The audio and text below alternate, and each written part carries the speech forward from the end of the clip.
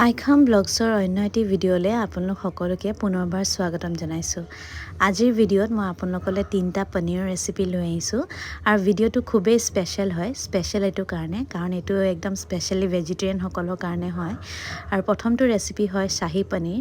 একদম চিম্পলকৈ বনাই দেখুৱাইছোঁ, যিসকলে কুকিং কৰিব নাজানে তেওঁলোকেও যাতে বনাব পাৰে। প্ৰথমতে এখন কেৰাহীত অকণমান বাটাৰ আৰু তেল দি পেলাই ইয়াতে মই ক্ৰাছ কৰি থোৱা পিঁয়াজ আৰু নহৰু আদা দি দিছোঁ। জলকীয়াও ক্ৰাছ কৰি ৰাখিছিলোঁ। এতিয়া মই ইয়াতে 1 কাপ দৈ দি দিছোঁ, ফেটি লোৱা দৈ। এইখিনি মই অলপ সময় ভাজি থাকিম যেতিয়ালৈকে তেলখিনি ছেপাৰেট হৈ নাযায়। ইয়াতে দিছোঁ নিমখ, অকণমান চেনি দিছোঁ, মিঠা মিঠা হ'লে ভাল লাগে। এই ৰেচিপিটো আপুনি এবাৰ পুৰি বা নানৰ লগত খাই চাবচোন, বিৰাটেই টেষ্টি হয় খাবলৈ। এতিয়া মই ইয়াত 1 কাপ গাখীৰ দি দিছোঁ আৰু এইখিনি ভালদৰে মিক্স কৰাৰ পাছত ইয়াতে গৰম মছলা অকণমান দি পেলাই গোটেইখিনি ভালদৰে মিক্স কৰাৰ পিছত ইয়াতে মই কচুৰি মেথি দি দিছোঁ। তেলখিনি দেখিছে নহয়, বিৰিঙি আহিছে। সেইটো পইণ্টতে যেতিয়া তেলখিনি বিৰিঙি আহিব, ইয়াত পনীৰখিনি দি দিম মই আৰু অকণমান পানী দি দিছোঁ। গাখীৰ নাই দিয়া, পানী দিছোঁ। গাখীৰ থোৱা বাতিটোতে মই আচলতে পানী দিছিলোঁ যে সেইকাৰণে বগা দেখিছে। এতিয়া কিন্তু মই পানীয়ে ব্যৱহাৰ কৰিছোঁ আৰু এইখিনি যেতিয়া উতল আহি যাব, ৰেডি হৈ যাব শ্বাহী পনীৰ। খাবলৈ বিৰাটেই টেষ্টি হৈছিল। আশা কৰিম যে আপোনালোকে ৰেচিপিটোত ভাল পাইছে আৰু ট্ৰাই কৰিব। নেক্সট যোনটো ৰেচিপি হয় সেইটো পালক পনীৰ বনাইছিলোঁ মই, মানে পালেঙৰ সৈতে পনীৰ। আৰু এইটো একদম খুবেই চিম্পলকৈ কৰি দেখুৱাইছোঁ। প্ৰথমতে মই পালেংখিনি ঠাৰিকেইডাল গুচাই পেলাই অকল পাতকেইখিলা লৈছোঁ আৰু এইখিনি বইল কৰি লৈছোঁ অকণমান।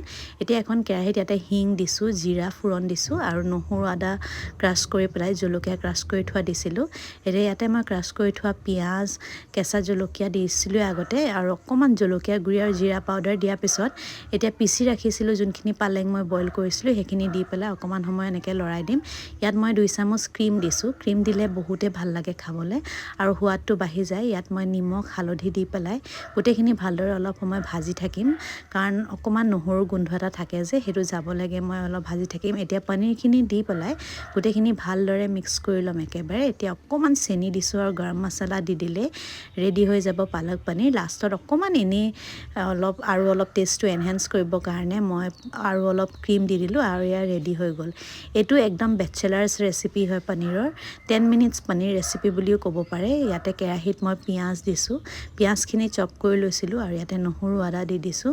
নহৰু আদা পিঁয়াজখিনি যেতিয়াই হৈ যাব তেতিয়া ইয়াতে মই মটৰ কেইটামান দি দিম আৰু ইয়াতে গোটেইখিনি মছলা আপোনালোকে যি যি খায়, যেনেকৈ মই ইয়াতে দিছোঁ বিলাহীখিনি যেতিয়া অকণমান ভজা হৈ যাব তেতিয়া ইয়াতে হালধি দি দিম, নিমখ দি দিছোঁ অকণমান আৰু এইখিনি নিমখ আৰু হালধিখিনি দিয়াৰ লগে লগে বিলাহীখিনি গলি আহিব। এতিয়া পনীৰখিনি দি দিম আৰু পনীৰখিনি দি দিয়াৰ পাছতে ৰেডি হৈ যাব এই পনীৰৰ এই 10 মিনিটছ ৰেচিপিটো।